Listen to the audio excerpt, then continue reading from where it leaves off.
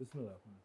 अच्छा जी, हम लोगों ने कल आर्बिट्रेशन एग्रीमेंट को डिस्कस कर रहे थे और हमने इसका जो अजम्पशन है, सॉरी रिलेवेंट प्रोविजन है जो फर्स्ट शेड्यूल की, वो डिस्कस कर ली थी। अब हम नेक्स्ट पॉइंट पे बस थोड़ा सा एरिया रह गया, वो ख़त्म करते हैं और फिर अपना अगला एक्ट जो है कंपटीशन एक्ट वो स्टार्ट करते हैं। ठीक है जी। सो कोई क्वेश्चन है तो प्लीज़ पूछ लीजिए, अदरवाइज मैं मूव करता हूँ। Agreement that arbitrator B appointed by the third party. देखो बेटा, आर्बिट्रेटर ऐसा भी हो सकता है कि हम दोनों कहें, हम दोनों में से कोई एक डिसाइड कर ले कि आर्बिट्रेटर कौन होगा। ऐसा भी हो सकता है दोनों डिसाइड करके दो आर्बिट्रेटर रख लें। ऐसा भी हो सकता है कि हम किसी तीसरे को रेफर कर दें कि तू डिसाइड कर दी हमारे दरमियान जब भी डिस्प्यूट हो। फॉर एग्जाम्पल ये रखना चाहो ना, आपकी म्यूचुअल अंडरस्टैंडिंग है, जैसे मर्जी डिसाइड कर लो। जैसा मैं अगर कहूँ कि हमारे दरमियान कभी डिस्प्यूट होगा मेरे और तकी के दरमियान, तो क्रिसेंट कॉलेज के जो प्रिंसिपल हैं वो डिसाइड करेंगे आर्बिट्रेटर कौन होगा, या वो कोई आर्बिट्रेटर रेफर कर देंगे। मेरी बात समझ आ रही है? तो डेजिग्नेशन भी हो सकता है, पर्सन का नाम भी कह सकता हूँ कि थर्ड पर्सन यानी अमजद भट्टी साहब कर देंगे जी। तो द पॉइंट इज कि यही वो ऑप्शन यहाँ पे अवेलेबल है।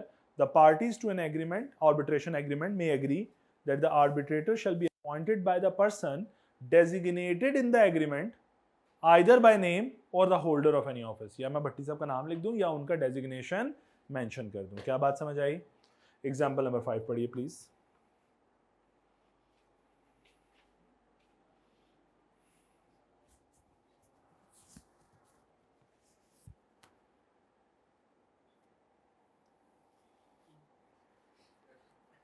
जी डन। अच्छा अगली बात, अच्छा इस पॉइंट को छोड़ के मैं मेरे पावर्स ऑफ आर्बिट्रेटर पे आता हूँ। आर्बिट्रेटर की पावर्स क्या हैं जी? कहता है unless a different intention is express in your agreement, the arbitrator umpire shall have power to number 1 take oath from parties and witness, हलफ लेना, make interrogation of the parties as may be necessary, interrogate करना, भाई decide करना ना, तो तुमसे evidence लेगा, उनको इंटेरोगेशन करेगा, तुम्हारी उन एविडेंसेस को इवैल्यूएट करेगा। State a special case for the opinion of the court on any question of law involve. ये बात मैंने सिखाई थी आपको कि समटाइम्स मैंने, अगर आपको याद हो तो मैंने आपको कहा था हाई कोर्ट और सुप्रीम कोर्ट जो है, ये दोनों आपके कोर्ट्स जो हैं, ये जब अपील सुनते हैं ये क्वेश्चन ऑफ लॉ को डिस्कस करते हैं, क्वेश्चन ऑफ फैक्ट्स को डिस्कस नहीं करते। यानी यहाँ पे स्टेटमेंट्स नहीं दी जाएंगी, यहाँ पे एविडेंसेस पेश नहीं किए जाएंगे, बल्कि लॉ के ऊपर इंटरप्रिटेशन पे बात होगी। तो लाइकवाइज उसने बताया कि आर्बिट्रेटर अगर रेफर करेगा कोर्ट को कि मुझे कोई ओपिनियन चाहिए, तो वो क्वेश्चन ऑफ लॉ के ऊपर ओपिनियन लेगा। वो कहेगा सर ये जो स्टेटमेंट आपने, जो प्रोवाइजो है लॉ की, इसकी बेस्ट इंटरप्रिटेशन क्या है। क्या मेरी बात समझिए? अगर आपको याद हो तो आरिफ अलवी साहब के दिनों में जब वो प्रेसिडेंट थे तो एक न्यूज़ रोटेट होती थी कि आरिफ अलवी साहब ने आर्टिकल फलां की तशरीह के लिए सुप्रीम कोर्ट से रजू कर लिया। वो क्या है? Interpretation of law. कि सर आप अपनी ओपिनियन दीजिए, सुप्रीम कोर्ट ओपिनियन दे कि इस आर्टिकल की इंटरप्रिटेशन क्या बनती है। क्या मेरी बात समझ आई? मेक द अवार्ड कंडीशनल, मतलब जिसको अवार्ड भी करे, बेनिफिट्स भी दे या कंपनसेशन भी दिलवाए, उसको कंडीशनल कंपनसेशन दिलवाए कि वो बाकी कंडीशन भी पूरी करे।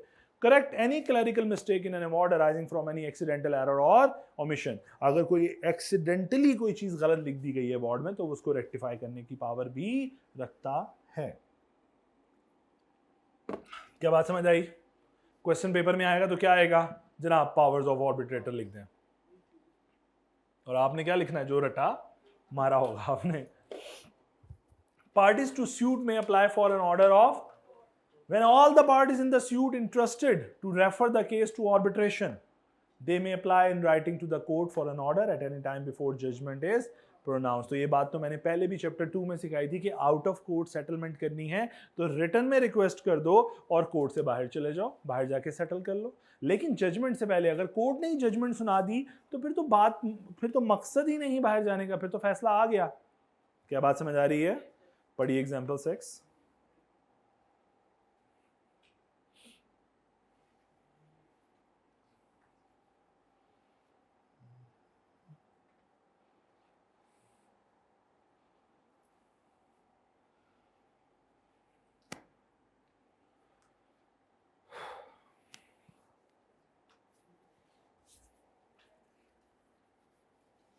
जी डन, समझ भी आ गई? जरा पीछे आऊं अब। Authority of the appointed arbitrator और umpire irrevocable except by leave of court. ये छोटी सी एक बात प्रोविजन समझ ले, वैसे इस पे पेपर में कभी नहीं आएगी लेकिन समझ लें। कहते हैं unless agreed otherwise in the agreement the authority of an arbitrator या umpire shall not be revocable. भाई आप उसकी अथॉरिटी को रिवोक नहीं कर सकते अनलेस के एग्रीमेंट में रिवोक कर लो, आप एग्रीमेंट में रिस्ट्रिक्ट कर लो, वो एक अलग बात है। अगर वो नहीं की तो अथॉरिटी अब रिवोक नहीं हो सकती। ठीक हो गया। और आगे कहता है except with the leave of the court. हाँ, कोर्ट को अथॉरिटी है उसकी पावर्स के साथ खेलने की, कोर्ट के पास अथॉरिटी है या एग्रीमेंट में अथॉरिटी है। एग्रीमेंट में नहीं डाला तो अब आर्बिट्रेटर की पावर को तो रोक नहीं सकते, वो उसकी जो जनरल पावर्स डिफाइंड है वो उसके पास हैं। हाँ, कोर्ट कर सकती है जो करना चाहे। क्या बात समझ आ गई? ये भी पेपर में नहीं आएगा लेकिन ये वैसे ही समझने के लिए था। लो जी, इसके साथ ही आर्बिट्रेशन का टॉपिक जो है, आर्बिट्रेशन एक्ट जो है हमारे इस चैप्टर में से कंक्लूड हो गया। अब हमारा अल्हम्दुलिल्लाह सिर्फ आखिरी जो है पोर्शन रह गया, एक्ट रह गया, कंपटीशन एक्ट 2010। इसके अलावा हम चैप्टर 16, 17 और 18 कवर कर चुके हैं। ये लास्ट एरिया मुकम्मल करेंगे तो हमारे पेपर के अप्रॉक्सीमेटली 12 to 15 मार्क्स जो हैं, जो पेपर में हर अटेम्प्ट में आते हैं, वो हमारे कवर हो जाएंगे। 50 का कॉन्ट्रैक्ट एक्ट हम कवर कर चुके हैं अप्रॉक्सीमेटली, 50 से ज़्यादा भी होता है लेकिन 50 का, तो technically you are on around 65 marks जो हम कवर कर चुके हैं। हमारा नेक्स्ट टारगेट इसके बाद जो होगा वो चैप्टर नंबर 1 होगा, लीगल सिस्टम, और जब हम वो भी कवर कर लेंगे तो अराउंड कहीं 70 to 72 मार्क्स हम लोग अपने कवर कर चुके होंगे कोर्स में। जी, competition act, the introduction of. अच्छा, इससे पहले मैं अगर, चूंकि ये मुकम्मल तो हो नहीं पाना आज, लेकिन इससे पहले अगर मैं आपके साथ एक छोटे से पास पेपर डिस्कस कर लूँ, ख़त्म इसलिए नहीं हो पाना कि लैपटॉप का चार्जर नीचे और बैटरी बंद हो जानी है उससे पहले, लेकिन चलो 22 का पास पेपर, स्प्रिंग तो ऑलरेडी एडेड है इसलिए मैं उसकी तरफ नहीं जा रहा, ठीक है, तो मैं ऑटम के पास पेपर की तरफ आ गया हूँ ज़रा आप लोगों को सिर्फ ये चैप्टर्स दिखाने के लिए। तो ज़रा ऑटम के पास पेपर पे चलते हैं और इसमें से डायरेक्टली कॉन्ट्रैक्ट तो हम कर चुके हैं, हम निकालते हैं सिर्फ वो सवाल जो इस चैप्टर से बिलोंग करते हैं। ये देखिए जी, क्वेश्चन नंबर 6 का पार्ट ए, बी और सी। तो ज़रा हम देखते हैं ए में क्या पूछा। उसने कहा payment and electronic transfer fund act है, आइडेंटिफाई कीजिए ऑपरेशनल अरेंजमेंट। कल वो जाते हुए आखिरी टॉपिक जो था उस चैप्टर का, operational arrangement required to be established by the operator of a DPS. कितने नंबर? 4। तो याद आई वो बातें, कल जो चैप्टर का लास्ट टॉपिक पढ़ा है operational arrangement. Straight forward question. अगला चलो, briefly explain when a person may be considered as an offender by virtue of which such person may be punished under the provision of prevention of electronic crime act, unauthorized access to the system। और मजे की बात और गंदी बात जो है, by virtue of which such person may be punished under the, उसने सिर्फ ऑफेंसेस पूछे हैं, पेनल्टी नहीं पूछी, सिर्फ ऑफेंसेस बताने थे। क्या थे? unauthorized access to the information system, unauthorized access to the information, modification of, yes, critical information, वो सारी बातें आपने यहाँ पे एक्सप्लेन। कितने में कितने मार्क्स थे? अच्छा, अगला सवाल पढ़ो, पावर ऑफ आर्बिट्रेटर। सो अब खुद गौर करो, 5, 4, 9 और 4, 13 मार्क्स वो हैं जो आपको परेशान नहीं करेंगे अगर आपकी प्रैक्टिस उसके ऊपर, अगर आपका मेमोराइजेशन पावर उसके ऊपर अच्छी है। और ऐसे सवाल आपको एग्जाम में पहले करने चाहिए। जिस तरह मैं कहता हूँ अक्सर, एमसीक्यूज के बाद हम क्या किया करें, ये ऐसे सवाल जो हमें मुफ्त के नंबर दें। अब अगर इस पेपर में बाकी सवाल कैलकुलेट करोगे ना नंबर्स, तो देखना आप वो जो 50 वाला मार्क्स बनाया था ना उससे ऊपर चले जाओगे। कुछ पहले बड़ी बात। अब जरा ये तो हो गया, स्प्रिंग एडेड है 2022 बुक में, ऑटम कर लिया, 23 पे आता हूं। और स्प्रिंग 23 में हमने बाकी पेपर कर लिया हुआ है, याद है आप लोगों को? लो जी, इसके अंदर जरा पहला सवाल पढ़िए।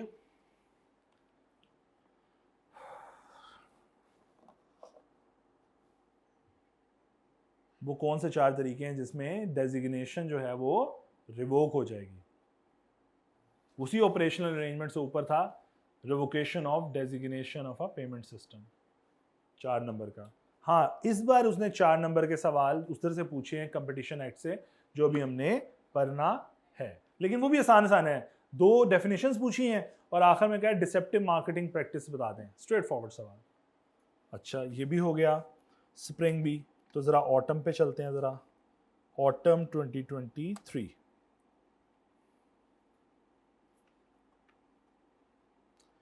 अब ये देखो, बड़ी मजे की चीज यही दिखाना चाहता है कि वो चाहे तो क्वेश्चन के चेंज कर सकता है मार्क्स, परेशान नहीं होना। वो किसी एक चैप्टर से भी पूछ सकता है, एक से ज्यादा चैप्टर से भी पूछ सकता है।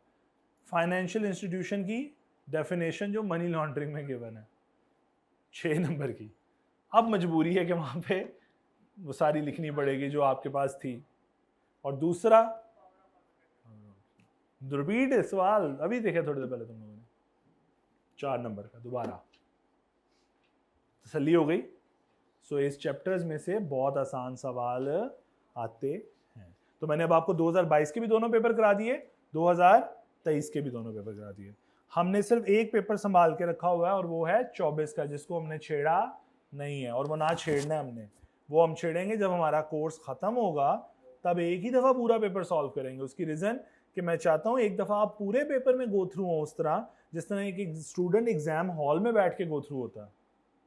ठीक है, हम तब तक सारे पेपर इसी तरह करेंगे, टॉपिक कवर करते जाएंगे, चारों पेपर करते जाएंगे। लेकिन 24 का पेपर हम संभाल के रखेंगे जब आखिर में जिस दिन कोर्स खत्म होगा। प्री क्लास में तो बड़ा कंफर्टेबली कोर्स खत्म होता है, तो उसमें हम फिर आखिर में 1-2 दिन लगाकर उस पास पेपर को करेंगे। हम उसी तरह पहले छोटे छोटे आसान आसान सवाल कैप्चर करेंगे, उनको डिस्कस करके देखेंगे कितने नंबर आए उस पेपर में। फिर हम जाएंगे अपने टेक्निकल क्वेश्चंस की तरफ, फिर उनको प्लान आउट करेंगे और फिर सॉल्व करेंगे। क्या बात समझ आ रही है? चलो अब मैं आ जाता हूं जी वापस अपने कंपटीशन एक्ट पे, और मैं जरा एम ही आप लोगों की आसानी के लिए बस बोलने लगा। ये 2 डेफिनेशन आई हुई थी, प्रोडक्ट मार्केट की और ज्योग्राफिकल मार्केट की, और ये टॉपिक है डिसेप्टिव मार्केटिंग प्रैक्टिस का। ये बातें पूछी हुई थी, मैंने सिर्फ दिखाया जो अभी सवाल मैं आपको बता रहा था वो ये सवाल पूछे हैं। ठीक है, तो हमने भी पढ़ने थे, लेकिन अब मैं दोबारा चूंकि पेपर्स पे नहीं जाऊंगा इसलिए मैंने यहीं पे कर लिए। अच्छा जी, कंपटीशन एक्ट 2010। देखो बेटे, इस कंपटीशन एक्ट का मकसद ये था जब ये आया था कि हम इस अथॉरिटी का काम करें, CCP, competition commission of Pakistan. इस अथॉरिटी का कयाम का मकसद था कि एक ऐसी अथॉरिटी हो जो पाकिस्तान के अंदर हेल्दी कंपटीशंस मेंटेन करके रखे, मोनोपोलीज क्रिएट ना होने दे, लीडर ऑफ द हाउस को मार्केट को मैनिपुलेट ना करने दे। कैसे हो सकते हैं मैनिपुलेशन? बहुत आसान से हो सकती है। मैं कहता हूं जैज और कोई और लीडर, सपोज शेक, अच्छा चले जैज छोड़ें, उबर और करीम बजाय एक्विजिशन के शेक हैंड कर लेते कि जा भाई कराची आज से तेरा, और या सिंध आज से तेरा, पंजाब मेरा, सपोज, तो क्या होता? अपनी मर्जी की प्राइसेस चार्ज करते। आप पहले खोलते थे तो आपको मजे मजे के डिस्काउंट्स मिलते थे। याद है जब ये दोनों कंपटीशन में थे, मैंने भी यूज किया, इसमें कोई शर्म वाली बात नहीं। तो आपको क्या होता था, दोनों पे डिस्काउंट्स चल रहे होते थे। कहीं राइड फ्री मिल रही होती थी, कहीं पे आपको राइड में डिस्काउंट। क्यों? क्योंकि उबर वाला दे रहा है, करीम वाला इसलिए दे रहा होता था। करीम वाला कोई ऑफर निकालता था, उबर वाला भी निकालता था, कि कहीं ये ना हो कि कस्टमर शिफ्ट होना शुरू हो जाए। और कस्टमर ऐसे सियाने थे, दोनों चेक करते थे कहाँ पे कौन सा डिस्काउंट है। ठीक है, ऑब्वियस ह्यूमन नेचर है भाई, हम देखते हैं हमें कहाँ फायदा ज्यादा होता है, तो ठीक है देखते थे। पॉइंट क्या है, कंपटीशन एक हेल्दी कंपटीशन था। अगर ये आपस में एक एग्रीमेंट कर लेते कि जा भाई आज से सिंध तेरा, पंजाब मेरा, अगर कोई मुकमुका हो जाता, या शहर डिवाइड कर लेते कि भाई इस्लामाबाद तेरा, लाहौर मेरा, तो क्या होता? अपनी मर्जी की प्राइसेस चार्ज करते क्योंकि कंपटीशन ना होता। सो कंपटीशन, हेल्दी कंपटीशन, आप इकोनॉमिक्स पढ़ के आए हो सारे, हेल्दी कंपटीशन हमेशा कंज्यूमर के लिए बेनिफिशियल होता है। मोनोपोलिस्टिक कंपटीशन जो होता है, जहां पे एक बंदा अपनी मनमानी कर रहा है और वो मार्केट को अपने तरीके से मैनिपुलेट कर रहा है, वो कंज्यूमर के लिए हेल्दी नहीं होता। तो इस अदारे का क़याम, कंपटीशन कमीशन ऑफ पाकिस्तान का क़याम का मकसद सिर्फ ये था कि भाई आप क़याम हो, पैसे लें और सोए रहें। ठीक, करता कुछ नहीं ना, विल्ला बैठा रहता है, नहीं जो भी करता है। ठीक है, सो इसका क़याम ये, इसका काम ये है कि इसने लीडर्स को कंट्रोल में रखना है, ऐसे एग्रीमेंट नहीं करने देने जिनसे हेल्दी कंपटीशन डिस्टर्ब होता हो। बात समझ आ रही? ऐसी एक्टिविटीज परफॉर्म नहीं करने देनी जिनसे हेल्दी कंपटीशन डिस्टॉर्ट होता हो। तो मैंने 2 बातें की कि इस कंपटीशन कमीशन ऑफ पाकिस्तान का मकसद ये है इसने ऐसे एग्रीमेंट नहीं करने देने, यानी उन्होंने एक लिस्ट डिफाइन कर दी प्रोहिबिटेड एग्रीमेंट्स की, और इसी तरह प्रोहिबिटेड एक्टिविटीज़ या जो भी आप कहना चाहें कि भाई ये काम ना करें, इससे हेल्थी कंपटीशन क्या होगा, डिस्टर्ब होगा। ठीक है, तो ये इस अदारे का मकसद था। क्या बात समझ आई थोड़ी सी? देखो लीडर ऑफ द, अच्छा एक और बात, अब वो आपके सिलेबस में नहीं है, लेकिन मैं अगर यहाँ पे एक छोटी सी बात, एक मिनट ठहरिएगा मैं आपको बताऊँ, यहाँ पे एक्सप्लेन करते। यहाँ पे एक वर्ड है डोमिनेंट पोजीशन, कि अपनी पोजीशन का नाजायज़ फ़ायदा, जिस तरह जैज़ चाहे तो अपनी पोजीशन का नाजायज़ फ़ायदा उठा सकता है, बिल्कुल उठा सकता है, लीडर ऑफ दैट मार्केट है। तो हर इंडस्ट्री में कोई ना कोई लीडर होता है। जिस तरह मैं कहूँ इंडस्ट्री मतलब एक सेक्टर, से सीमेंट सेक्टर, से ऑटोमोबाइल सेक्टर, से आपका एक और इंडस्ट्री शुगर सेक्टर, तो इन सेक्टर के आप अंदर जाओ, इस इंडस्ट्री में कोई ना कोई लीडर ज़रूर मिलेगा आपको। कोई ना कोई इंडस्ट्री होगी जिसके पास मार्केट का सबसे बड़ा शेयर होगा। फॉर एग्जांपल अगर कस्टमर मार्केट में 100 कस्टमर हैं तो 40-50 खाली उसके होंगे, बाकी छोटे छोटे डिवाइड हुए होंगे। अब इसे दूसरे तरीके से समझाता हूँ सही वाले, कि अगर मार्केट में 100 मिलियन का रेवेन्यू फिर रहा है, कस्टमर फिर रहा है, तो 40-50 मिलियन इस कंपनी का है, कि तगड़े कस्टमर इसके हैं। जिस तरह मैं अगर अब कहूँ सपोज हमारी फर्म्स की बात कर लो, तो फर्ग्यूसन, केपीएमजी, डेलॉयट, ये क्या है, ये वो लीडर ऑफ द मार्केट है हमारी मार्केट के, जिनके पास बड़ा चंक है मार्केट का, रेवेन्यू का बड़ा शेयर इनके पास पड़ा हुआ है। मार्केट के जो बड़े जाइंट्स क्लाइंट्स हैं वो इनके पास हैं। ये है मार्केट लीडरशिप, ये डोमिनेट है, इनके पास डोमिनेंस है। डोमिनेंस होना गलत बात नहीं, वंस अगेन उसका इस्तेमाल गलत नहीं होना चाहिए, दैट्स ऑल। ठीक है, सो इस सीसीपी का काम ये है कि वो इनको इनकी डोमिनेंट पोजीशन का गलत इस्तेमाल ना करने दे। लॉ ये कहता है डोमिनेंट, अब ये सिलेबस में नहीं है, डेफिनेशन बता रहा हूं, लेकिन डोमिनेंट पोजीशन का कॉन्सेप्ट ये है कि अगर फॉर एग्जांपल आप किसी मार्केट में ऑपरेट कर रहे हो, जैसा मैंने अभी बात की, तो हम सर्विस मार्केट की बात कर रहे हैं, गुड्स मार्केट की बात कर लो, जैसा फॉर एग्जांपल, तो गुड मार्केट में वो कहते हैं अगर ये फॉर एग्जांपल ये मेरी मार्केट है ना, इस मार्केट का अगर 40% शेयर एक कंपनी है एबीसी, ये 40% शेयर अगर एबीसी के पास है, तो in fact ABC is having a dominant position in that market. तो ये जो 40% का कॉन्सेप्ट है ये लॉ में डिफाइंड है, कि अगर आपके पास उस रेलेवेंट मार्केट का 40% हो तो आप लीडर ऑफ द मार्केट है। क्या बात समझ आई? तो यहां पे एक वर्ड होगा, ये देखो रेलेवेंट मार्केट, तो रेलेवेंट मार्केट का अगर 40% आपके पास हो तो आप डोमिनेंट पोजीशन में होते हो। वो डेफिनेशन देखनी हो तो डोमिनेंट की डेफिनेशन इसी कंपटीशन एक्ट में डिफाइंड है, मैं अपने पास से 40% नहीं बोल रहा, लॉ में अलहदा से डिफाइंड है, बट आपके सिलेबस में वो सेक्शन नहीं डाला गया हुआ। क्लियर जी, यहां तक बात समझ आ गई? तो अब जरा पढ़ना, मैंने आपकी थोड़ी सी एक बेस सेटअप कर दी, तो हम इस पर्टिकुलर एक्ट के अंदर पढ़ रहे होंगे कि अच्छा अपनी डोमिनेंट पोजीशन का अब्यूज क्या है, गलत इस्तेमाल कैसे कैसे हो सकता है। फिर हम पढ़ेंगे कौन कौन से ऐसे एग्रीमेंट्स हैं जिनको मना कर दिया सीसीपी ने कि ये एग्रीमेंट्स नहीं करने, इनसे हेल्थी कंपटीशन क्या होता है, डिस्टर्ब होता है। और फिर तीसरी चीज़ हम पढ़ेंगे कि कौन सी ऐसी मार्केटिंग प्रैक्टिसेस हैं जो कि आपने नहीं परफॉर्म करनी क्योंकि ये डिसीव कर रही हैं to the customers. Deceptive marketing, जैसे आपने अक्सर देखा होगा, हम इतने अच्छे नहीं हैं कि हम खुद बाज आ जाएं, आपने देखा होगा एरियल का ऐड लगे तो ग्रीन कलर का एक पाउडर होता है जिसमें नाम नहीं लिखा होता, लेकिन पता सबको है कौन सा है, सर्फ एक्सेल। और सर्फ एक्सेल का ऐड लगे तो नीले कलर का एक आम पाउडर बना होता है इंसल्ट करने के लिए कि ये एरियल है। तो ये क्या है, डिसेप्टिव मार्केटिंग प्रैक्टिसेस, कि आप अपने आप को नंबर 1 शो कर रहे हो। हाउ कैन यू से यू आर नंबर 1? आपने ये नंबर 1 कैसे डिटरमिन किया, क्या वैल्यू से या क्वालिटी से, किस बेस पे? So you can not say to yourself as a number 1 detergent, नहीं कर सकते। फिर पहले एक ज़माने में होता था कि सर्फ एक्सेल वाले एरियल दिखाते थे और एरियल वाले सर्फ एक्सेल, फिर मना किया गया भाई ये क्या तरीका है तुम लोगों का कि तुम किसी को ह्यूमिलेट कर रहे हो,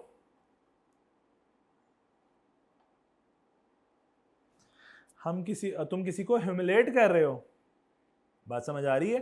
तो ह्यूमिलेशन, तो इस तरह की प्रैक्टिसेस यहाँ पे डिफाइन की गई हैं कि यार ये काम नहीं करना। जैसा ये देखो, अभी मैं एक पढ़ रहा हूँ, फॉल्स और मिसलीडिंग कंपैरिजन ऑफ गुड्स। नहीं, ऐसे कंपैरिजन मत करो जिससे आप कह रहे हो मेरा नंबर 1 रिजल्ट है। भाई तू कैसे कह सकता है तू नंबर 1 है? जिस तरह इसी तरह अब आपने अगर सभी कभी, वैसे हम लोग तो अब परवाह ही नहीं करते ना पुत्र, कभी ब्लू बैंड पे लिखा है, पढ़ा है आपने? ब्लू बैंड पे एक लाइन लिखी होती है जो जबरदस्ती लॉ ने दिलवाई है। क्या लिखी होती है? कभी नहीं पढ़ी? ब्लू बैंड खाते हो वैसे? क्या लिखा हुआ उस बटर के ऊपर वहां पे? ये मक्खन नहीं है, लिटरली ये लिखा हुआ उन्होंने ऊपर। पढ़ना कभी, अब आइंदा से ब्लू बैंड लोगे ना तो उसके ऊपर पढ़ना, लिखा फ्रंट में लिखा हुआ है। उन पे भी लिखा होता है दूध है, अब वहां पे लिखा होता है ये दूध नहीं है। अब लिखना शुरू किया उन्होंने क्योंकि मिसलीडिंग था। कंज्यूमर दूध समझ के इस्तेमाल कर रहा था, कंज्यूमर मक्खन समझ के इस्तेमाल कर रहा था। मक्खन है ही नहीं है, हम तो तुम्हें क्या खिला रहे हैं तुम्हें खुद भी नहीं पता। सो अब उन्होंने लिखना शुरू किया, लेकिन कंज्यूमर के अंदर यहाँ पे ब्रांड इस हद तक बैठ चुका है कि आप ब्लू बैंड के बगैर गुजारा नहीं, क्योंकि आप दूसरा मक्खन खाते ही नहीं हो, कभी आपने टेस्ट ही नहीं किया ना, मार्केट में उसकी उतनी एक्सेप्टेबिलिटी नहीं है। उन्होंने पैसा लगाया ब्लू बैंड वालों ने, लेकिन उन्होंने उन पे अभी रिस्ट्रिक्शन थी कि आप लिखो, तो अब आपको प्रोडक्ट पे लिखा हुआ मिलता है। इवन एवरी डे पे भी लिखा होता है कि ये दूध नहीं है, ठीक है। इवन के वो जो एक नया बड़ा मशहूर हुआ तरंग, उन्होंने वहाँ पे लिखा हुआ है ये टी वाइटनर है, दूध नहीं लिखा हुआ उन्होंने कहा ये टी वाइटनर है। अब वो कौन सा केमिकल है वल्लाह आलम, केमिकल्स हैं, सिंपल केमिकल्स हैं। और इवन के मैं, चूँकि मुझे वो बहुत अच्छी तरह वो याद है, डिफरेंट जो बेबीज प्रोडक्ट्स हैं, इवन के जो फूड पर जिस तरह मिल्क फूड, जो फूड है उनका मिल्क है, वो भी इनफैक्ट केमिकल्स हैं। हाँ, लैक्टोजिस पे बहुत केसेस बने, यस। अब लैक्टोजन के ऊपर उंगली कैसे उठाएं? ग्रुप कौन सा है? नेस्ले। अब नेस्ले के ही 2 प्रीमियम प्रोडक्ट्स है। मजे की बात, उस बेबी फूड में 2 प्रीमियम ब्रांड्स हैं उनके। एक उनका ब्रांड सपोज मिलेगा आपको 3500 से 4000 रुपए का, वो भी वही दूध ही है, और एक मिलेगा आपको 1500 रुपए का, ठीक, जिसमें लैक्टोजन था, ये सस्ता लेवल का। अब समझाना क्या चाह रहा हूं, वो केमिकल्स हैं स्ट्रेट, और बच्चों की डेथ हुई, इन्फेंट्स की डेथ हुई है, लेकिन ये खबरें दबा ली गई फौरन, क्योंकि केमिकल प्रॉपर्टीज कहीं गलत हो गई, जो बना वो जहर बन गया, या वो एक्सपायरी के करीब था, वटएवर, बच्चों ने खाया और बच्चे गए दुनिया से। एक नहीं है बेटे, कई आए हैं, मल्टीपल आए हैं, एक नहीं था, मल्टीपल है, मल्टीपल केसेस। तो आप, अच्छा, हमारे पास कुछ ऐसे लोग थे, हाँ, इसमें लास्ट कंपनी में, मैं नाम नहीं लेता, अब ये गलत हो जाएगा, उन बंदों का नाम भी नहीं लेता, जो नेस्ले से आए थे। डू यू बिलीव दैट कि उसने कहा हमने बाकायदा कंपेन चलाई जिसमें हमने पहले डॉक्टर बनाए कि तुम लोगों ने कहना है baby food best, the best food, ठीक है, और उसके लिए उन्होंने डॉक्टरों को बहुत कुछ खिलाया। अब डॉक्टरों को खिलाने से मुराद ये नहीं होती कि कैश दिया होगा, अब एक ऐसा ईमानदार डॉक्टर भी तो हो सकता है, तो इसको उम्रा कराया होगा या हज कराया होगा, मैं सही बता रहा हूँ, और ये भी बड़ा खुशी में गया होगा कि हाँ उम्रा करा रही है कंपनी मुझे, जबकि कंपनी ने अल्टीमेटली इससे फायदा लेना है। उन्होंने इसको कहना है कि अगली बार ये मेडिसिन लिख के नहीं। आपने कभी फील किया कि कोई मेडिसिन होती हैं जो सिर्फ उसी मेडिकल स्टोर से आपको मिलती हैं जहाँ से आप चेकअप करा रहे होते हो? समटाइम्स ऐसा होता है, रीज़न कि वो ब्रांड वहीं पे मौजूद है, अब वहाँ से बिकेगा तो सेल का रिकॉर्ड होगी ना कि इतनी सेल आपको करवाई। तो ये उन्होंने कहता है हमने बाकायदा डॉक्टर्स के पहले माइंड बनाए कि इतना पैसा इन्वेस्ट किया डॉक्टर्स के ऊपर, फिर डॉक्टर ने जब उसको रेकमेंड करना शुरू किया, क्योंकि एक्चुअली वो बंदा था जिसने बेचना था, फिर कहता है वहां से सिनेरियो चेंज हुआ, और आज वो इतना एंटर हो चुका है मार्केट से कि आप अब निकालना चाहो तो निकल नहीं पाएगा। अब फिर वो आपको गंद खिला रहे हैं, केमिकल्स, वो जहर, हल्के से फॉर्मूला खराब होता है वो केमिकल जहर बन जाता है।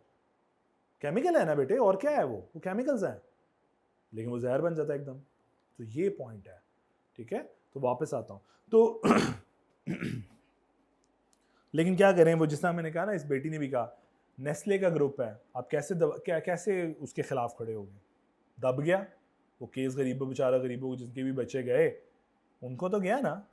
सो ये सूरत हाल है। लो जी, मेरा लैपटॉप जो है वो बंद हो गया, प्लीज़ होल्ड कर लें, होल्ड कर लें, होल्ड कर लें। लीजिए हमारी बैटरी लो हो गई है, तो हम जो बुक से पढ़ते हैं, आप लोग अपनी बुक्स अपने सामने रख लें। अब इंट्रोडक्शन जी, introduction of companies act 2010 state that its objective to ensure free competition in all the spheres of commercial and economic activity and to protect consumer from anti-competitive behavior. The act established the CCP, Competition Commission of Pakistan, who will ensure healthy competition between companies for the benefit of the economy. आगे please goods की definition है, retailer और wholesaler की definition है, खुद पढ़ें। ये भी मैं समझाऊं तो क्या रह गया पीछे? गुड्स, होलसेलर और रिटेलर।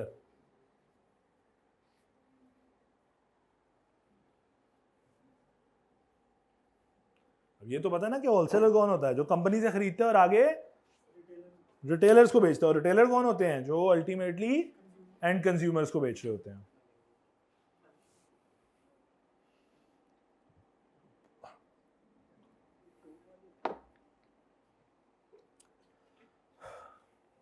जी पढ़ ली डेफिनेशन सबने, आसान सी थी। अब मैं आता हूं रेलेवेंट मार्केट पे। रेलेवेंट मार्केट आसान लफ्जों में वो मार्केट जिसमें आपकी प्रोडक्ट डील हो रही है, लेकिन यहां पे उसने लिखा कि रेलेवेंट मार्केट होती है determined by CCP, competition commission of Pakistan determine करेगा with reference to product market and geographical market, इन दो मार्केट के कॉम्बिनेशन के साथ। फिर उसने वो दो मार्केट समझाई, पहली मार्केट प्रोडक्ट मार्केट और दूसरी ज्योग्राफिकल। अब ये दोनों डेफिनेशन आपने कहीं ना कहीं इकोनॉमिक्स में पढ़ी हुई है, लेकिन अलग बात आपका पास हो गया होगा तो अब याद ना हो शायद। प्रोडक्ट मार्केट कहता है means market comprises of interchangeable और सब्स्टिट्यूटेबल प्रोडक्ट, और ऐसी मार्केट जो सब्स्टिट्यूट प्रोडक्ट्स में, या ऐसी प्रोडक्ट जो सब्स्टिट्यूट जिनके अवेलेबल है, उन प्रोडक्ट की मार्केट को क्या बोल रहे हो? Product market. जिस तरह फॉर एग्जांपल मल्टीपल आपकी मौजूद हैं, जिस तरह फॉर एग्जांपल मैं कौन सा बेटे आपने क्या बोला? हाँ, जिस तरह सॉफ्ट ड्रिंक की बात की बेटी ने, या फिर मेरे ज़हन में वो एकदम वो फॉर्म वाले आ गए थे, वो जो मॉल्टी फॉर्म, ड्यूरा फॉर्म, ये सारे क्या हैं? ये बैक एंड के ऊपर। हाँ, तो ये सारी सब्स्टिट्यूट प्रोडक्ट्स हैं। इवन के टी की बात करें तो लिप्टन, दानेदार, ये सब चीज़ें जो हैं ये सब्स्टिट्यूट प्रोडक्ट्स हैं, एक ना मिली तो दूसरे। हाँ, नो डाउट अब ब्रांड अवेयरनेस ने बहुत डिफरेंट कर दिया है, या mental satisfaction of that brand ने इसको सेग्रीगेट करना शुरू कर दिया है। बंद कराना है, अब वो बंदा ढूंढ, यार इसको बंद कराना है। अच्छा कोई बंदा नहीं है, बर्दाश्त करना। बेटी पीछे आ जा, पीछे आ जा, थोड़ा बेहतर हो जाएगा। पीछे हैं रिमोट, इसमें लॉक है, तो आप बेटी पीछे आ जाओ, थोड़ा कंफर्टेबल हो जाएगा, कोई मसला नहीं। सो मेरी आवाज़ पीछे तक पहुंच रही है, डोंट वरी। अच्छा, तो मज़े की बात बताता हूँ आपको, इससे लिप्टन और इनसे याद आ गया। अब जो आपकी मोल्टी फॉर्म है और इसका एक और ब्रांड है ड्यूरा फॉर्म, ये पीछे से मैन्युफैक्चर एक ही हैं। ये इनकी दो प्रोडक्ट्स हैं, एक प्रीमियम क्वालिटी, एक लोअर क्वालिटी या मिडिल लेवल क्वालिटी जो भी है, ताकि दोनों मार्केट नीच बराबर हो रही है। इसी तरह आपने लिप्टन देखा होगा, तो लिप्टन का क्या कॉन्सेप्ट है? B sophisticated. वो ऐड भी बड़ा सोफिस्टिकेटेड सा दिखाते हैं, एक फैमिली बैठी है, मॉडर्न सी, वो चाय वटएवर, और दूसरा वो दानेदार घोड़े पे आ रहे थे, बारिश में भागता हुआ कड़क चाय। पॉइंट है, मज़े की बात है, दोनों का मैन्युफैक्चर सेम है, प्रोडक्ट सेम मैन्युफैक्चर की है, ठीक है। ब्रांड के दो ब्रांड्स बना दिए आगे, हाँ सेम है, आगे दो ब्रांड हैं कि पढ़ी पढ़ो। तो समझाना क्या चाह रहा हूँ? समझाना ये चाह रहा हूँ कि इनफैक्ट कस्टमर सेटिस्फेक्शन है ना, तो उसने उसको उधर डिवाइड। तो प्रोडक्ट मार्केट जिसके सब्स्टिट्यूट अवेलेबल हैं। ज्योग्राफिकल मार्केट कहता है comprising the area in which the undertakings are involved in such supply of product and services in which the condition of competition are sufficiently homogeneous and which can be distinguished from neighboring geographical area। इसमें सबसे पहली बात, homogeneous market या homogeneous products कौन सी होती हैं?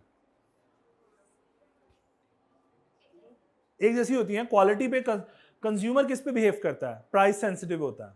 Quality में कोई फर्क नहीं होता, कंज्यूमर प्राइस सेंसिटिव होता है। दोनों प्रोडक्ट की क्वालिटी सेम है, अब कंज्यूमर डिफरेंट करता है कि मैं कौन सी लूं, तो वो कहता है जो सस्ती है वो ले लेता हूं।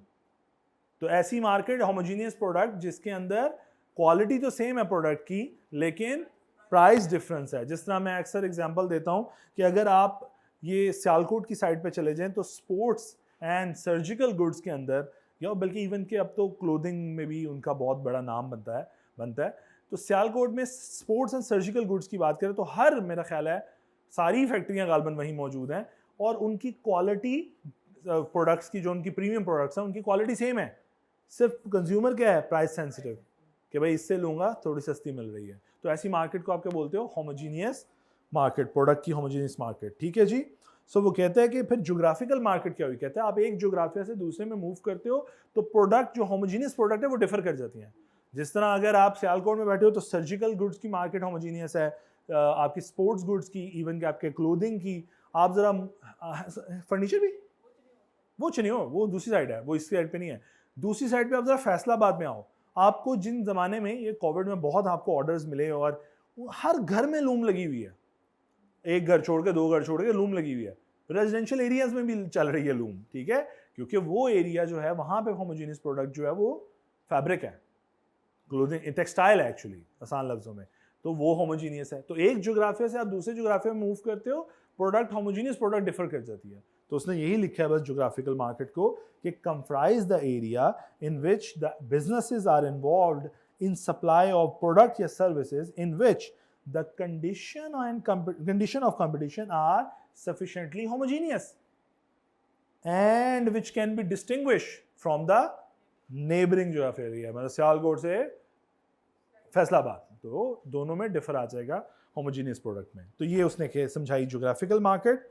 आगे वो कहते हैं जी अब्यूज ऑफ डोमिनेंट पोजीशन। मैंने डोमिनेंट पोजीशन ऑलरेडी आपको सिखा दी है कि अगर आपके पास रेलिवेंट मार्केट का 40% शेयर है या उससे ज्यादा है तो आप डोमिनेंट प्लेयर हो, आप अपनी पोजीशन का गलत इस्तेमाल कर सकते हो। तो उसने मना किया, उसने कहा no person shall abuse dominant, an abuse of dominant position shall be deemed maintained. कहता है मैं ये समझूंगा कि डोमिनेंट पोजीशन का गलत इस्तेमाल हुआ है if it consist of practices, जब ऐसी प्रैक्टिसेस इन्वॉल्व होंगी which prevent, restrict, distort competition in the, जो रेलेवेंट मार्केट में कंपटीशन को खराब किया। The expression practices shall include but not limited to, कहते हैं मैंने कुछ प्रैक्टिसेस नीचे बता दी हैं लेकिन ये हतमी नहीं है, क्योंकि आपका दिमाग इससे गंदा चल सकता है, ठीक है। तो हो सकता है कल को आप कहें ये तो आपने बताई नहीं थी कि ये अब्यूज है, तो उसने कहा बट नॉट लिमिटेड टू, इस हद तक नहीं है, इससे ज्यादा भी हो सकती हैं, बट लिमिटिंग टू दैट, वो ये प्रैक्टिसेस जो हैं ये अब्यूज ऑफ डोमिनेंट पोजीशन की कैटेगरी में फॉल करती हैं। Number 1, limiting production sales and unreasonable increase in price. और भाई सीधी सी बात है, प्रोडक्शन में अगर लिमिट करूं तो इसका फायदा क्या होगा, प्राइस हाइक आएगा, क्यों, डिमांड बढ़ जाएगी और सप्लाई, और इकोनॉमिक्स आप अच्छी तरह जानते हो कि इसका इंपैक्ट किसको फायदा देगा, बिजनेस को फायदा देगा। तो ऐसी हरकत करने से मना। फिर अनरीजनेबल इंक्रीज इन प्राइस, ये तो आप यूजुअली उन हालतों में करते हो जब आप मोनोपोलिस्टिक कंपटीशन में मूव कर रहे होते हो, जिस तरह वैसे तो करना चाहिए था सीसीपी को वहाँ पे भी रिएक्ट। ये जब सैलाब आया हमारे उसमें दूसरे एरियाज़ में, तो कुछ लोगों ने टेंट फ्री बेचे, वो जो टेंट कैंप्स थे, और कुछ ने कहा यही तो कमाने का वक्त है, और उन्होंने प्राइसेस डबल ट्रिपल कर दी। ठीक, अब उस जगह पे मैं कहता हूँ सीसीपी या भांग पी के सोया हुआ था, असूलन उसको वहाँ पे एक्टिव होना चाहिए था कि the few in the market are actually manipulating the market by charging the unreasonable higher price. ऐसा नहीं था कि कॉस्ट हाई थी, बेचने में मार्जिन हाई कर लिया था, ये गलत है। कॉस्ट हाई हो जाए ना कि इंग्रेडिएंट की कॉस्ट हाई हो गई, आपने जो वो से फॉर एग्जांपल जो उसके लिए फैब्रिक यूज किया वो महंगा हो गया इसलिए आपने नहीं, नीयत खराब हो गई थी इसलिए महंगा हो गया था। तो यहां पे मेरा मानना है कि सीसीपी को रोल प्ले करना चाहिए था। Price discrimination, charging different prices to different consumer for the same goods or services without any reasonable justification। बेटा देखो मुझे एक बात समझाओ, मैंने अगर गुड्स बना के मैन्युफैक्चरर हूँ, मैंने इस्लामाबाद भेजनी है और कराची भेजनी है, तो क्या मुझे ट्रांसपोर्टेशन कॉस्ट सेम पड़ेगी? नहीं यार, इस्लामाबाद भेजना सस्ती पड़ता है, कराची भेजना महंगा है। यहाँ पे उस लोडर ने मर के 6 घंटे चलना है, वहाँ पे लोडर ने को 20-22 घंटे चलना है। पॉइंट इज ट्रांसपोर्टेशन कॉस्ट महंगी होगी तो मेरी पर यूनिट, मेरी जो प्राइस है सेलिंग प्राइस, वो डिफरेंट हो जाएगी। मैं इस कस्टमर को तो इस्लामाबाद में से 25 रुपये पर केजी दे रहा हूँ, कराची के कस्टमर को 35 रुपये पर केजी, लेकिन यहाँ पे रिजनेबल जस्टिफिकेशन मौजूद है। बट अगर मैं कहूँ ये इस्लामाबाद के ही 2 क्लाइंट्स हैं और मैं इसको 25 रुपये दे रहा हूँ, इसको 30 रुपये बेच रहा हूँ या 35 रुपये बेच रहा हूँ, अब अगर मैं इसको इतनी अनरीजनेबल इंक्रीज प्राइस के ऊपर रॉ मटेरियल बेचूंगा तो ये बात याद रखें कि ये वाला बंदा कभी अपनी फिनिश गुड सस्ती नहीं बना सकता, हमेशा ये जीत जाएगा प्राइस में। जहां पे वही इंग्रेडिएंट फिनिश गुड में डालना है तो फिनिश गुड की प्राइस ने डिफर कर जाना है। इसको 25 रुपए पर केजी मिला, उसको 35 रुपए मिला, ये दोनों फाइनल प्रोडक्ट कंपेयर कर ही नहीं पाएंगे। तो रिजनेबल जस्टिफिकेशन हो तो दो, नहीं तो ये वंस अगेन डोमिनेंस की, अब्यूज ऑफ डोमिनेंस पोजीशन की कैटेगरी में फॉल कर जाएगी। tie-ins where the sale of goods or services made conditional on the purchase of other goods and services। बेटा कंडीशनल सेल, अगर आपको मैं इसकी एक बेस्ट एग्जांपल दूं तो पिछले दिनों एक दफा सो कॉल्ड हमने शुगर का बहरान पैदा किया मुल्क के अंदर ही, ऐसा है, जब चीनी नहीं मिल रही थी तो उस सूरत में आप अपने बिजनेस वाले ऑनर के पास, जिसके पास भी उस रिटेलर के पास जाते थे, वो कहता था चीनी खरीदनी है ना, कुछ और खरीदोगे तो चीनी बेचूंगा, खाली चीनी नहीं बेचूंगा। Making your sale conditional based के तू कुछ और भी खरीद, ऐसा हुआ है आप लोगों ने? मैंने तो ऐसे ऐसे केसेस देखे हैं ना कि मेरे सामने दुकानदार लगा, नहीं देनी चीनी, पहले कुछ और भी खरीदो, खाली चीनी लेने आ जाते हो। हाँ, मैं रियलिटी बता रहा हूँ, रिटेलर्स ऐसे करते रहे हैं, आप लोगों ने शायद फेस नहीं किया क्योंकि आप लोग शायद उसमें बाइंग नहीं करते, लेकिन अदरवाइज रिटेलर ने ब्लैकमेल किया। तो ये है टाई इन सिचुएशन, जहां पे आप अपनी सेल्स को कंडीशनल कर देते हो based on other sale of goods and services, कि भाई पहले मेरी दूसरी चीजें खरीद, भाई नहीं खरीदनी नहीं चाहिए लेकिन खरीदो फिर दूंगा। क्या बात समझे? तो अगर बिजनेसेस उस पोजीशन में आ जाएं जहां पर ये बेसिक नेसेसिटी है, चाहिए तो मेरी और चीजें भी खरीदो, तो ये वो टाई इन्स वाली सिचुएशन है और ये डोमिनेंट पोजीशन का मिसयूज है। Making contract dependent upon the acceptance of supplementary obligation by other party which by their nature and have no connection with the contract। कहता है जनाब making contract dependent upon the acceptance of supplementary obligations। तो once again ये वही बात है कि दूसरी conditions, unnecessary conditions पूरी करवा रहे हो before the sale, कि तुझे तब बेचूंगा जब unnecessary मेरी supplementary condition पूरी करेगा। once again ये वो अपनी पोजीशन का, बिजनेस अपनी पोजीशन का नाजायज इस्तेमाल कर रहा है। बस ये खत्म करते हैं, थोड़ी सी 3-4 रह गई हैं। Applying dissimilar conditions to the equivalent transaction on other party placing them at competitive disadvantage. ये भी मैंने थोड़ी देर पहले समझाई कि इसको 25 की दे रहा हूं, उसको 35 की दे रहा हूं विदाउट एनी रीजन। तो dissimilar conditions to the equivalent transaction, चीज एक ही है और जगह भी एक ही है, लेकिन बेच दो लोगों को दो डिफरेंट प्राइस पर, तो ये कंपैटिटिव डिसएडवांटेज है जिसको महंगी बेची है। क्या बात समझ आई? Predatory pricing, undercutting, driving competitor out of the market, prevent new entry and monopolize the market. बेटा ये आपने अक्सर पढ़ा होगा कि न्यू एंट्रेंट को हमेशा जो पिछला बागड़ बिल्ला होता है मार्केट का वो एंटर नहीं होने देता। मैं एक बड़ा प्रैक्टिकल केस जो हमारी फैमिली में फेस किया गया, मेरे एक अंकल थे, उन्होंने रिटायरमेंट मिली तो उस जमाने में उनको एक अच्छा फंड मिला कोई 80-90 लाख रुपए का, उन्होंने पकड़ के केमिकल में इन्वेस्ट किया। परफ्यूम केमिकल्स नहीं होते उनमें, उन्होंने कंटेनर मंगवाया है, जो भी किया उन्होंने, ड्रम्स मंगवाए उस केमिकल के। मीनवाइल शाह आलम मार्केट जो आपका ट्रेडर, जो आपका होलसेल मार्केट है बहुत बड़ी इस वक्त पाकिस्तान की, उसके अंदर बागड़ बिल्ले को पता चल गया। उस बागड़ बिल्ले ने, अब मेरे अंकल को वो पढ़ा शायद, मैं याद भी नहीं है, अब मैं फैक्ट्स जो हैं वो डिफरेंट एजम्पशन लेने लगा हूँ, से उनको पड़ा 90 रुपीज़ पर litre cost of that chemical at, मतलब उस लोकेशन पे पहुंचाने में 90 रुपये पर के। उसने वही केमिकल, उन्होंने भी होलसेल पे बेचना था, उन्होंने भी होलसेल पे, वो भी रिटेलर को बेच रहे थे, होलसेल मार्केट है, उन्होंने वही केमिकल रिटेलर को बेचना शुरू कर दिया 88 रुपीज़ पे, अज्यूमिंग ऐसा कुछ हुआ। अब मेरे अंकल शक्ल देख रहे हैं 90 का तो घर पड़ा है, 2 रुपये नीचे कैसे बेचूं जेब में से डाल के। तो वो गए उससे मिलने और उसको कहा बराए मेहरबानी माफ़ कीजिए, ये पूरा कंटेनर आप ले लीजिए। उसने कहा अच्छा आप अच्छे इंसान हैं, शरीफ लगते हैं, जाएं, आपका नुकसान नहीं करता, 90 पे ही मुझे दे दें। उन्होंने पूरा कंटेनर 90 पे उसी को वापस बेचा, ठीक है, जो इस सारे प्रोसेस में 2-3-4 महीने बेचारों के गर्क हुए सर्विस में, उन्होंने पूरा कंटेनर उसको बेचा। उसने अपनी प्राइस दोबारा रिवाइज की, 95 जो भी करनी थी की उसने, पूरा कंटेनर 90 पे खरीदा और साथ कहा कि अब ये पूरा कंटेनर की प्राइस मैं दे तो नहीं सकता इकट्ठी, तो आप ऐसा करें जो जो बिकता जाएगा लेते जाएंगे। तो तोड़ तोड़ के उसने वो पैसे वापस किए वो कंटेनर के जो अल्टीमेटली उन्होंने बेचना था। द पॉइंट इज, न्यू एंट्रेंट था, पिछले मार्केट तबाह करके रख दिया, न्यू एंट्रेंट को एंटर। अब मेरा मानना है यहाँ पे सीसीपी सोया हुआ था, असूलन उसे जागना चाहिए था, नहीं जागता वो। उसे अगर जाग भी जाए तो थोड़े पैसे दो, उसका ज़मीर वैसे ही सो जाता है दोबारा।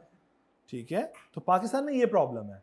सो ये अंडरकटिंग है जो कि अलाउड नहीं है, लेकिन उस बंदे ने अपनी डोमिनेंट पोजीशन का मिसयूज किया, लेकिन उसे कौन पूछे। पाकिस्तान में यही तो मसला है, इम्प्लीमेंट जो है, इम्प्लीमेंटेशन ऑफ लॉ जो है वो वीक है। लॉ मौजूद है, इम्प्लीमेंटेशन वीक है। ठीक हो गया। सो प्रिवेंट न्यू एंट्री और मोनोपलाइज द मार्केट, उसने वो तीनों काम किए, लेकिन उसने पूछने वाला कोई नहीं है। Boycotting any other undertaking from the production, distribution और सेल ऑफ एनी गुड्स और प्रोविजन ऑफ एनी सर्विस। खुद भी बायकॉट करना और दूसरे को भी कहना, अच्छा ग्रुपिंग कर रहे हैं ना, कि तू भी ना कर, प्रोडक्शन खुद ब खुद कम होगी, प्रोडक्शन कम होगी तो डिमांड हाइक, प्राइस हाइक आएगा ही आएगा। तो प्रोडक्शन का फायदा यही है। तीसरी चीज़, लास्ट चीज़, रिफ्यूजल टू डील, ये उसने वैसे लिख दिया कि डील करने से रिफ्यूज़ कर देना। तो सारी एक्टिविटीज़ जो हैं ये सारी डोमिनेंस की मिसयूज़ में फॉल करती हैं। इसके अलावा भी हो सकती हैं, बट एटलीस्ट इतनी तो फॉल करती हैं। प्लीज़ एग्जाम्पल 1 पढ़ के आइएगा। अल्लाह ताला सबको समझता फरमाए। कोई क्वेश्चन है तो पूछ लो। सब ओके? चलो जी, अल्लाह हाफ़िज़।